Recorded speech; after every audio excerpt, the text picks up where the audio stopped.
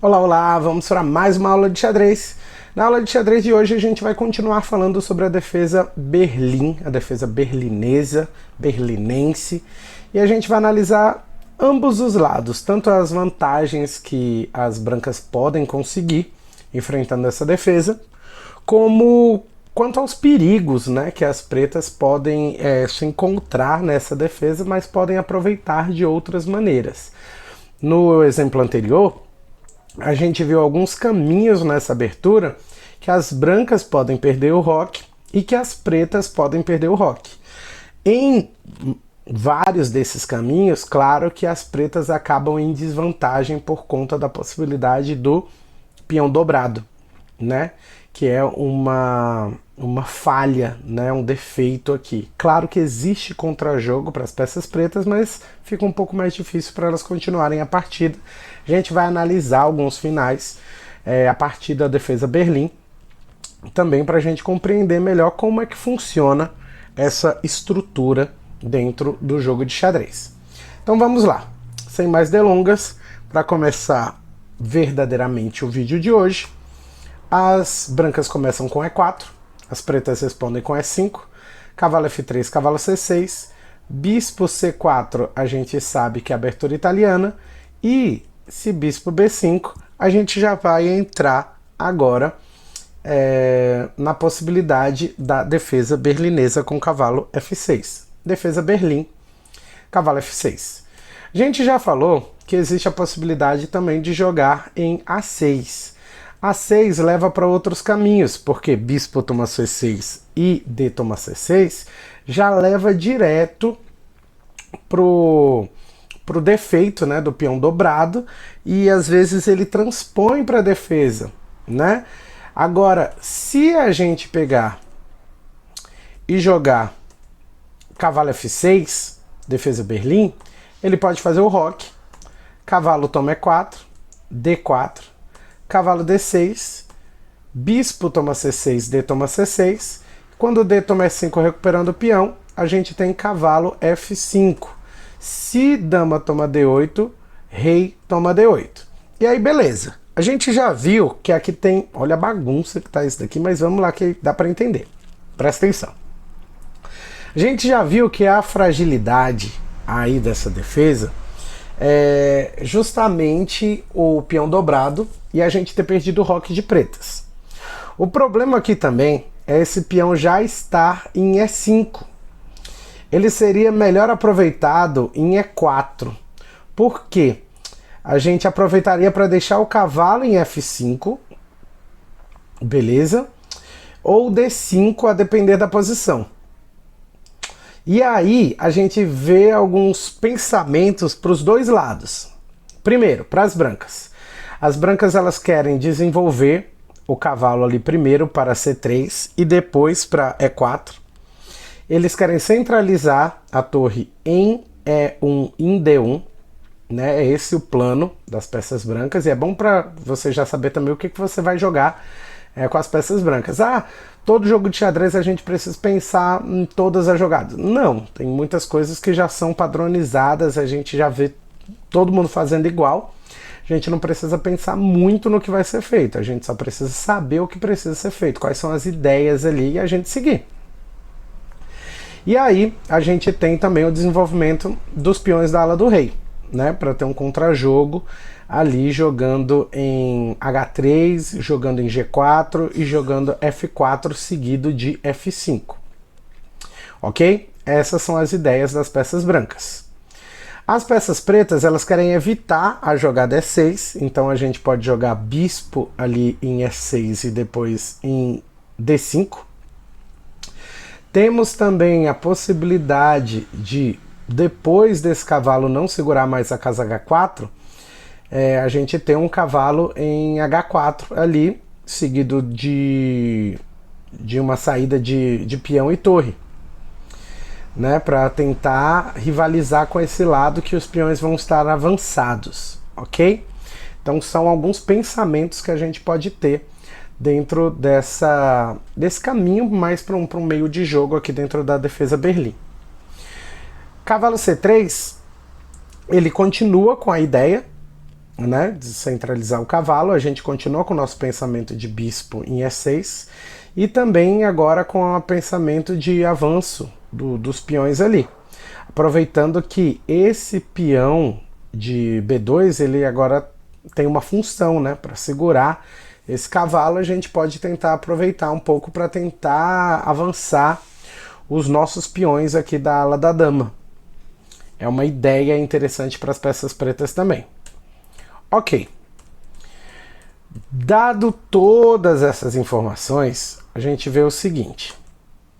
Se a gente joga 6 e ele joga desse jeito, né? Capturando, a gente captura em D6, agora ele vai ter que tomar uma decisão também. Ele pode jogar cavalo C3, ele pode jogar roque direto, ou ele pode jogar D4. A gente já até falou bastante sobre D4.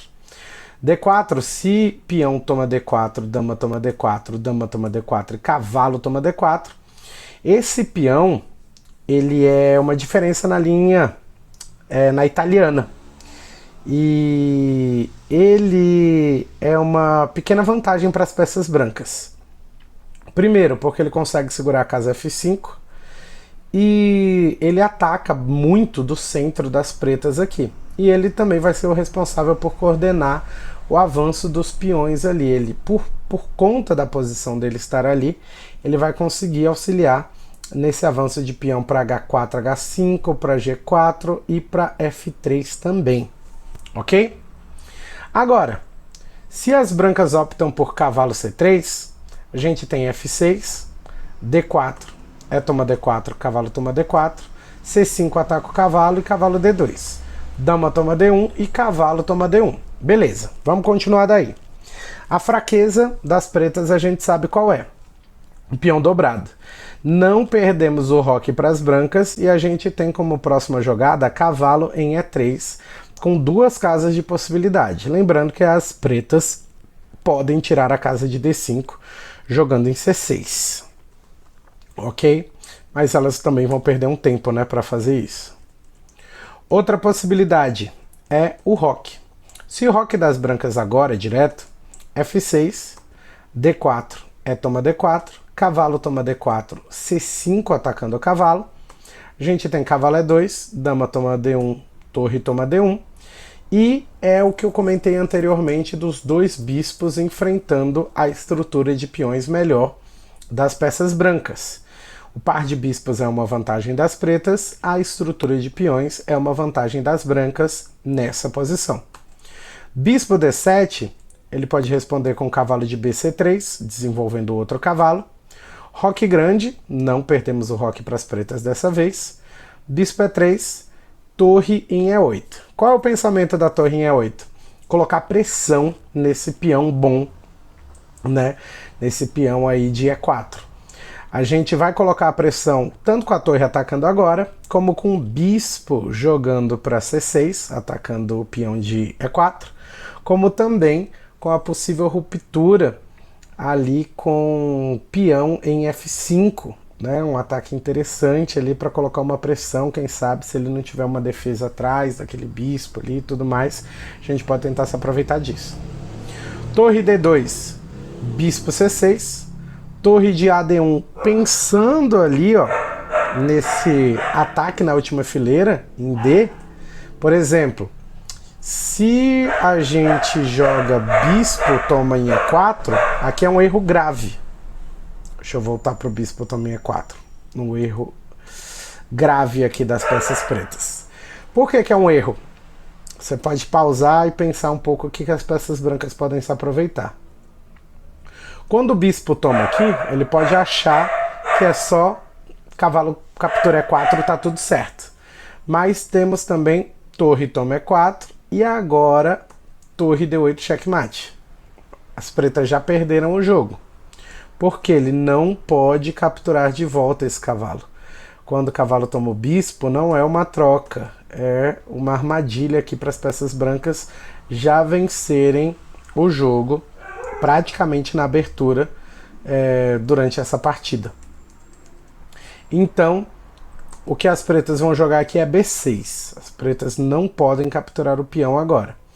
B6 dá mais uma casa para o rei, fortalece ali o peão de C5 e tem ainda a possibilidade de cavalo em E7, ajudando o avanço do peão ali para F5.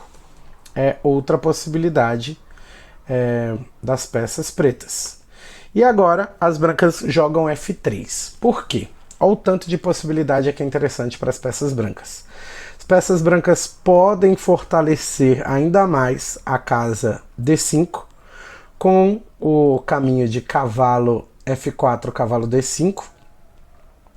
E temos também a possibilidade de cavalo em G3, se o ataque for preferível, ali pela casa F5. E o avanço dos peões também. O peão de H e o peão de G são peões que podem facilmente avançar aí para um ataque maior das peças brancas, ok? Outra possibilidade, agora voltando tudo na linha, a gente já falou sobre as possibilidades das brancas aí nessa situação. E se bispo C4? Esse bispo C4 numa abertura italiana aqui.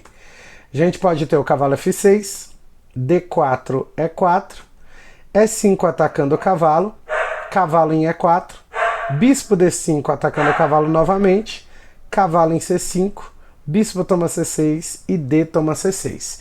Vocês viram o rolê, né, o passeio gigantesco que esse bispo deu aí por todo o tabuleiro. Ele saiu, né, atacando o cavalo, perdendo alguns tempos aí durante essa partida, mas acaba se desenrolando como um caminho parecido para uma estrutura similar ao fim de jogo na defesa Berlim. Então, no final das contas, o jogo ficou bastante similar aos caminhos que a gente vai estudar para os fins de jogos, de acordo com a defesa Berlim, a defesa berlinesa, a defesa berlinense. É interessante conhecer as estruturas para durante os jogos você se aproveitar das ideias, beleza? A gente fala mais sobre isso e sobre mais coisas de xadrez na nossa próxima aula. Até mais. Tchau, tchau.